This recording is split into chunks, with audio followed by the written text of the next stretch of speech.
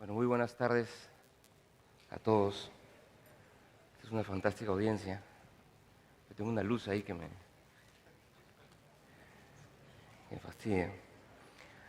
El 31 de octubre del 2013, a las 2 de la tarde, juramenté como ministro de Educación. Unas 14 horas después, a las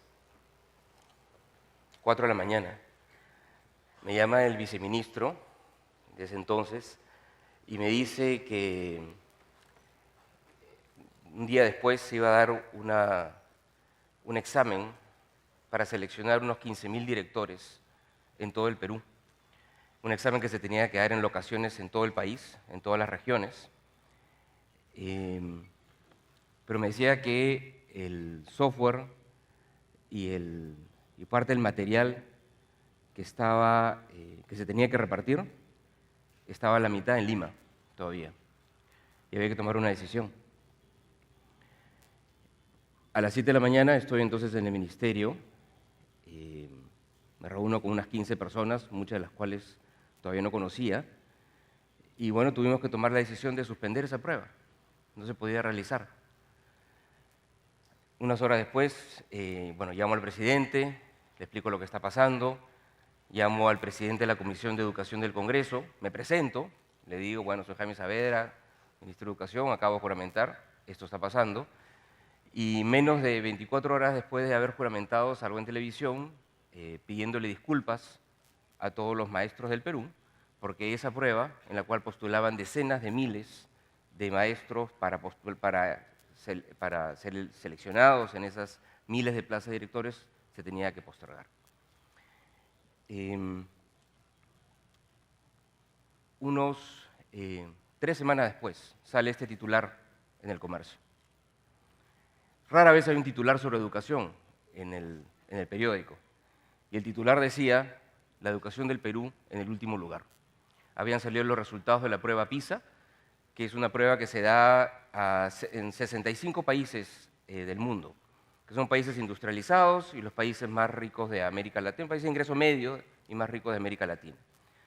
Y esa prueba mide el nivel de comprensión lectora, razonamiento matemático y ciencias de chicos de 15 años. Y en esa prueba, efectivamente, salimos últimos. No penúltimos, no entre los últimos, últimos. Último de esos 65 países, pero para la prensa éramos los últimos del mundo. Y bueno, claramente mostraba que teníamos un problema grave en los aprendizajes de nuestros chicos, ¿no? De nuestros chicos de 15 años. Estábamos en una situación, y estamos en una situación compleja, en términos del nivel de la calidad de la educación todavía en nuestro país. Cuando uno está empezando un reto de este tipo, también uno se pregunta, bueno, ¿tengo gente con la cual puedo trabajar? Y me crucé con un dibujo que había hecho una persona que estaba recién entrando a trabajar al ministerio, ¿no? En uno de estos cursos de inducción que se hacen, y le preguntan, bueno, ¿qué opinión? Haga un dibujo que demuestre la percepción que tiene usted, ¿no? De la gente de la burocracia del ministerio. Y este es el dibujo con que me encontré. Una morsa, ¿no? Que miraba un reloj a las 5 de la tarde. Así no es la gente que trabaja en el ministerio. Es gente súper comprometida, pero esto era la percepción. Y la percepción importa muchísimo. Y la otra cosa que uno se pregunta cuando empieza un reto de este tipo es, bueno, ¿hay recursos o no hay recursos? Y ahí también tenemos un problema, ¿no? Esto es lo que ha estado invirtiendo el Perú en educación durante los últimos 15 años. Ha estado plano invirtiendo 3% de los recursos públicos. Los recursos públicos son 3% del PBI. ¿No? El gasto público en educación, la inversión pública en educación, ha sido plana en 3% del PBI. Esto es nuestro esfuerzo relativo. No, en el 2003 hubo un acuerdo nacional que decía que este esfuerzo relativo tenía que ir creciendo paulatinamente hasta llegar al 6%. Bueno, eso no pasó. Se quedó en 3% plano. Y además que es plano en 3%, es bajo. ¿Y cómo sabemos que es bajo? Basta con compararlo con algunos de nuestros países vecinos. Eso es lo que gasta México, eso es lo que gasta Colombia, eso es lo que gasta Chile. que están entre 4 y 5% del PBI y creciente. Y otros países como Argentina, Uruguay, Brasil, están alrededor entre el 5, 6 o inclusive más en términos de porcentaje del PBI. Entonces también tenemos un problema de recursos. Esta es la situación. Es una situación complicada. Y a veces cuando se dan estos retos, uno empieza a preguntarse, bueno, ¿no? ¿Por qué está uno enfrentando un reto tan complicado, ¿no? Y mis amigos del colegio me preguntaban, pero ¿por qué te metes en este asunto, en un sector tan complicado, con pocos recursos, muy politizado? Había también esta percepción que la educación pública era de mala calidad y no había mucho que hacer, ¿no? Y que la educación en general en el Perú era de mala calidad, era un reto muy difícil. ¿Para qué meterse en eso? Y esta es la percepción que tenían mis amigos del colegio. Esta es una caricatura que hizo un pata de mi colegio cuando estábamos en primero y media, ¿no? Alguien esforzado, dedicado, ¿no? Pero igual me preguntaban, ¿para qué meterse en un reto tan complicado y del cual va a ser tan difícil de salir? Y ahí es cuando uno se empieza a preguntar, bueno, ¿cuáles son las influencias que uno tiene en la vida para tomar algunas decisiones? ¿O qué ha pasado para que uno tome ciertas decisiones? Y dos de las personas que tuvieron mucha influencia en las decisiones que yo he estado tomando son mis padres. Mi madre, profesora de primaria, fue profesora en un colegio público en los años 60. Mi abuela también era profesora, mi tía también era profesora, ella fue una de las primeras mujeres que se doctoró en pedagogía en la Católica en el año 47. Mi madre era una persona dedicada a la educación y muy exigente. Ella me tomaba la lección y me decía, sí lo sabes, pero no está maduro, ¿no? Con esta lógica de las cosas siempre se pueden hacer un poco mejor, ¿no? Tenía un prurito por la excelencia, ¿no? Y mi padre, una persona súper generosa, médico pediatra, muy preocupado siempre de las necesidades del resto de gente, un médico que no le cobraba a la mayor parte de sus pacientes, ¿no? Y entre los dos combinaron estos valores de la excelencia y la solidaridad. Eso me llevó a que cuando decidí estudiar economía, dije, bueno, lo tengo que hacer hasta un doctorado. Y también me llevó a sentir que yo me voy a dedicar a temas sociales, a temas de teoría del desarrollo, ¿no? Políticas públicas, políticas sociales. Y esos valores también me ayudaron a tomar algunas decisiones. Y ustedes van a tener que estar tomando decisiones de carrera muy pronto.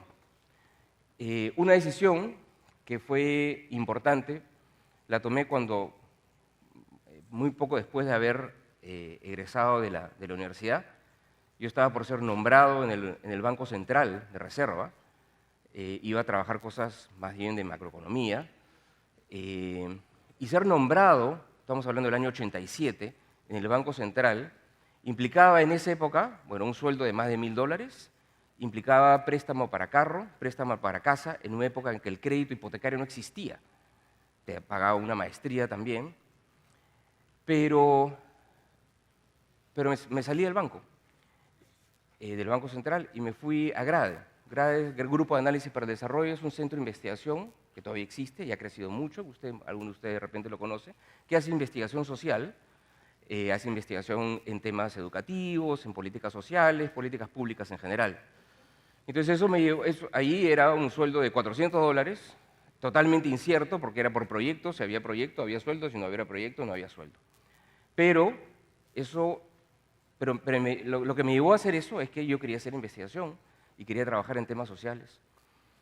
Eso me llevó luego también ya a hacer una tesis, siendo economista, en economía de la educación. Entonces, son de esas decisiones que a veces uno tiene que tomar, y no en función a los retornos de corto plazo, no en función solamente a condiciones económicas o laborales, sino son decisiones que tienen que ver con lo que uno quiere hacer en la vida, ¿no? Con los anhelos que uno tiene y en lo que uno cree que puede contribuir más. Eso también,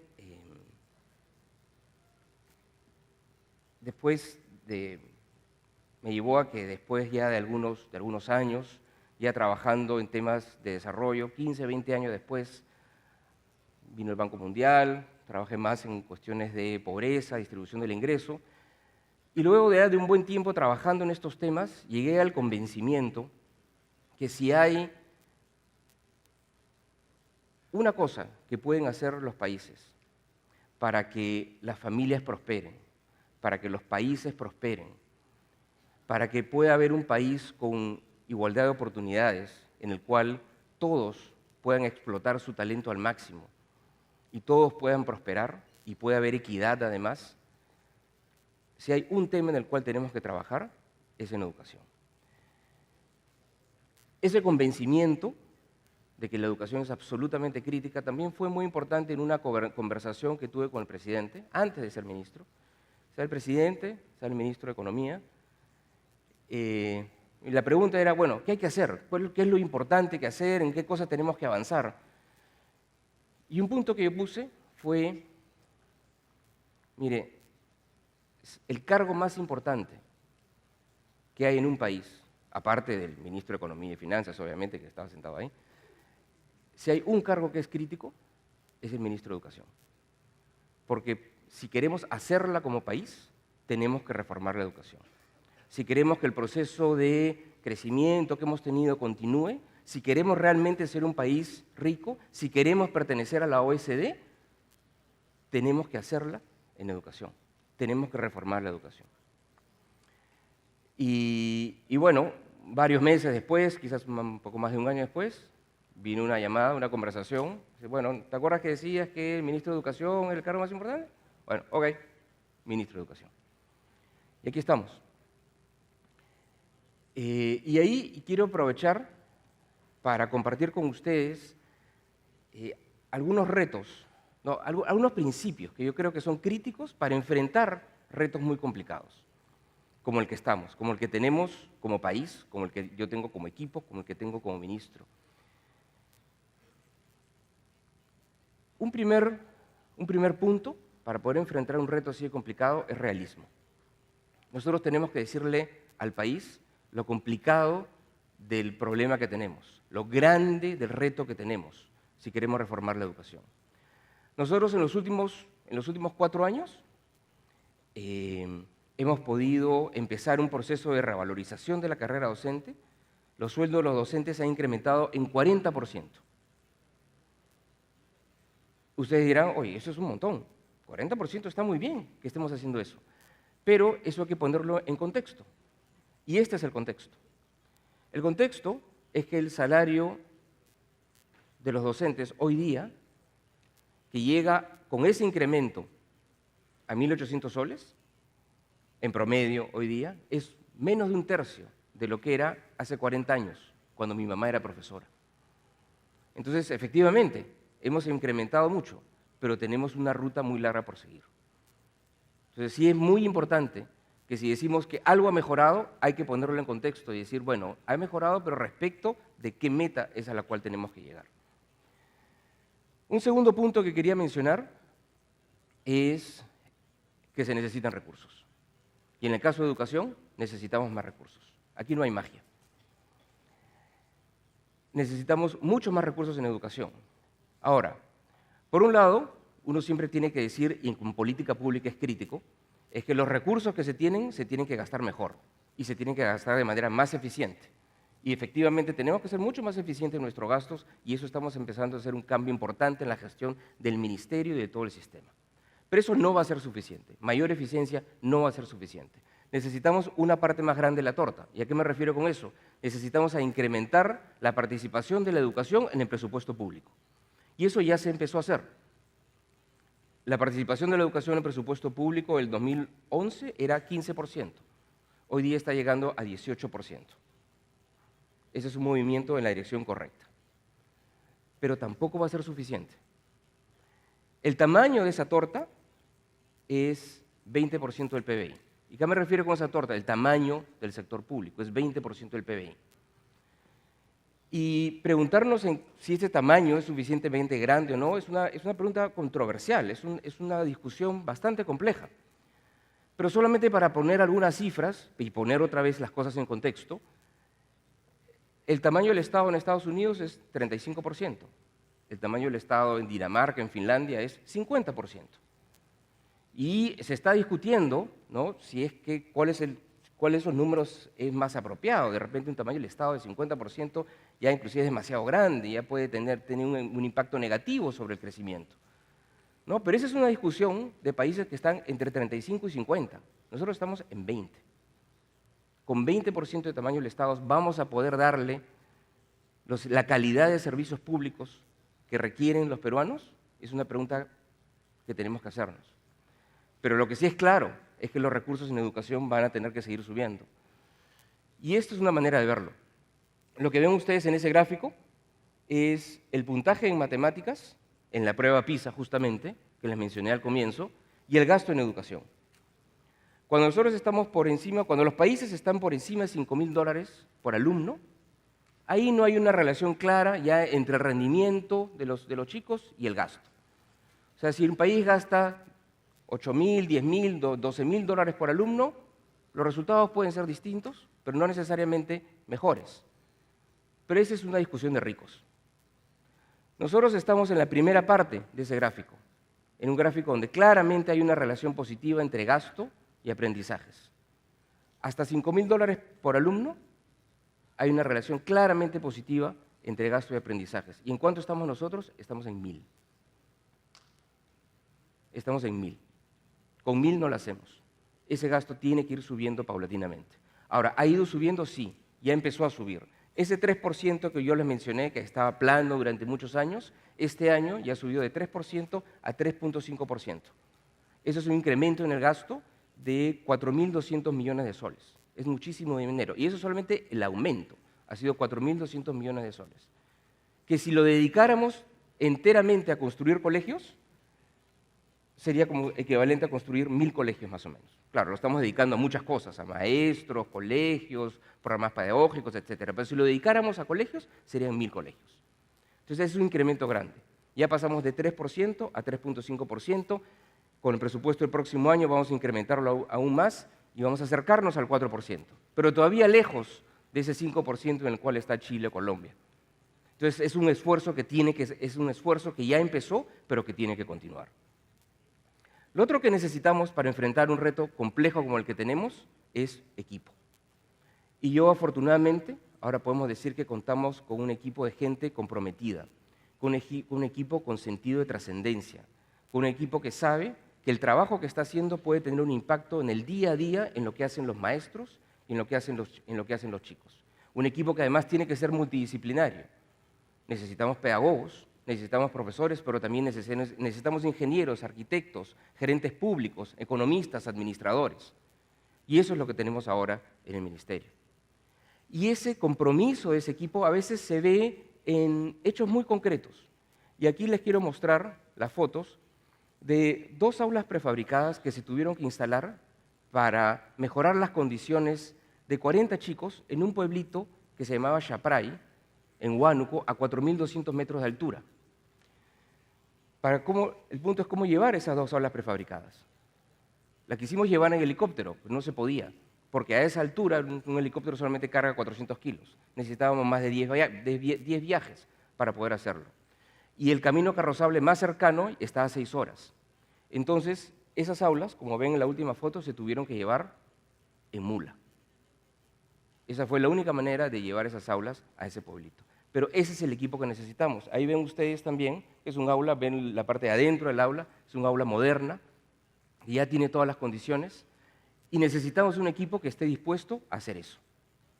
Pero claro, el reto es que tenemos muchos más pueblitos como Chapray, al cual tenemos que llegar con un aula moderna como esa. Lo otro que necesitamos es un esfuerzo integral. Cuando yo recién llegué a la gestión,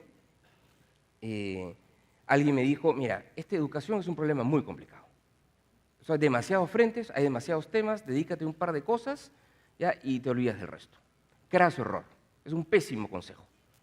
No, nosotros necesitamos avanzar en un esfuerzo integral. Tenemos que avanzar en varios frentes simultáneamente. Tenemos que avanzar en el frente de aprendizajes, ¿no? En mejorar lo que pasa en el aula. Tenemos que seguir avanzando en el frente de docentes, en el frente de la mejora de la gestión y en la infraestructura. Son como 4 ruedas de un carro y nosotros no podemos decir que este carro puede avanzar solamente con 2 o 3 ruedas. Tiene que avanzar con las 4 ruedas simultáneamente. En aprendizajes, quiero decirles brevemente algunas de las intervenciones que estamos haciendo. En aprendizajes estamos ya dándole refuerzo escolar a los chicos de primaria. Un profesor se da cuenta en mayo o en junio que hay chicos que se están quedando y necesitan 2 o 3 horas en la tarde para empatar con el resto del salón. Eso estamos avanzando en la primaria. Estamos dándole sesiones de clase modelo en todos los cursos a los profesores de primaria para que ellos puedan basarse en esas clases modelo y mejorarlas. Estamos dándole acompañantes pedagógicos a cada vez más profesores en zonas rurales y urbanas. Acompañantes pedagógicos que son una suerte de coach con los cuales trabaja el profesor y puede reflexionar sobre sus planes pedagógicos. Estamos pasando a una jornada en secundaria, a una jornada completa. Los chicos en la secundaria, en los colegios públicos, salen a las 12:45 o a la 1. Eso no puede ser.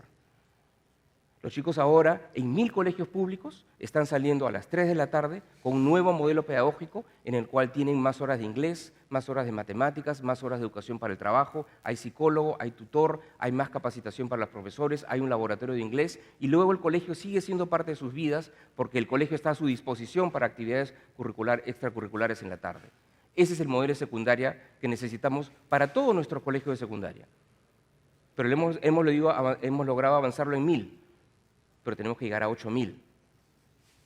Tenemos un programa nacional de inglés en el cual ahora 350.000 chicos tienen 5 horas de inglés, ¿no? y la idea es que paulatinamente más profesores se capaciten y todos los chicos puedan salir de la secundaria con un inglés de conversación intermedio. Tenemos 14 colegios de alto rendimiento en los cuales los chicos pueden lograr un bachillerato internacional. Tenemos ahora material bilingüe para aquellos chicos que su lengua materna no es el español, en 18 idiomas, pero todavía nos faltan preparar más profesores bilingües. Bilingües me refiero ahí a quechua español, a wajún español, aymara español. Hemos avanzado en un conjunto de intervenciones en lo que se refiere a aprendizajes, pero todas esas intervenciones se tienen que universalizar y tenemos que seguir avanzando. En lo que se refiere a docentes, tenemos que avanzar con la revalorización de la carrera docente. En los profesores, nosotros depositamos nada más y nada menos que el futuro de nuestros hijos. Y los profesores tienen horas de horas, durante 11 años, compartiendo con nuestros niños y nuestros jóvenes. En ellos tenemos que invertir muchísimo más. Felizmente, ya tenemos aprobada una carrera magisterial que nos permite mejorar las condiciones de los docentes, pero en función a su desempeño, en función a su talento, en función a su esfuerzo. Solamente en los últimos 12 meses hemos evaluado a 180.000 docentes y 55.000 de ellos han ascendido y han logrado incrementos en promedio de 30%. Y hace solamente unas semanas 200.000 profesores han dado examen, 200.000 profesores han dado examen para postular a 20.000 plazas de nombramiento. Y la idea es que nosotros podamos mejorar la carrera docente, pero en una lógica meritocrática. Tenemos que avanzar con la gestión, y ahí me refiero a la gestión de todo el sistema educativo, pero lo más importante es la gestión de la escuela. Y por eso ya hemos seleccionado, por primera vez, se han seleccionado 15.000 directores de manera meritocrática, para que estén al frente de nuestras escuelas. Porque un director motivado, capacitado, competente, puede hacer de nuestras escuelas una escuela de excelencia. Y por último, tenemos que avanzar en la infraestructura. Lamentablemente tenemos un déficit inmenso en infraestructura. El déficit que hemos calculado es de 60.000 millones de soles.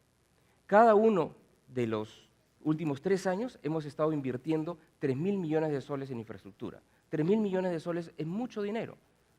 Pero a ese ritmo, con una brecha de 60.000 millones, nos vamos a demorar 20 años en cerrar la brecha de infraestructura. ¿Y por qué existe esa brecha de infraestructura tan grande? Justamente porque gastamos ese 3% de PBI. Justamente porque en el presupuesto público no había una línea que decía mantenimiento, en el cual se tiene que gastar mucho dinero, pero justamente si mantienes tus escuelas, entonces tus escuelas no se te deterioran a lo largo del tiempo. Como no hicimos eso, entonces tenemos un déficit de infraestructura tan grande. Entonces tenemos que avanzar en estos 4 frentes simultáneamente. Y un último punto.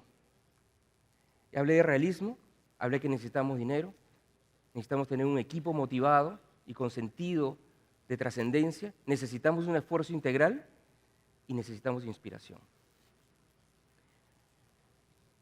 Ahí yo estoy en una escuela, en una escuelita rural en Chulucanas, cerca a Piura.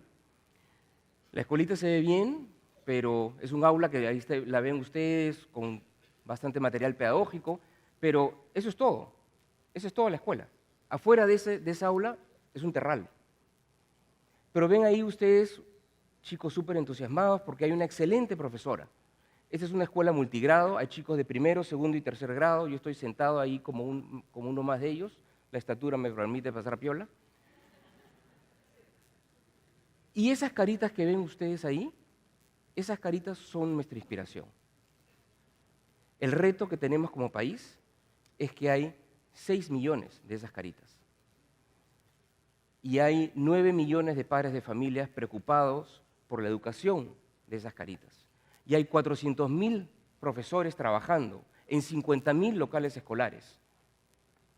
Esas 15 millones de personas, ¿no?, que su vida en el día a día se ve afectada por lo que hacemos como sector de educación, para bien o para mal, son nuestra inspiración.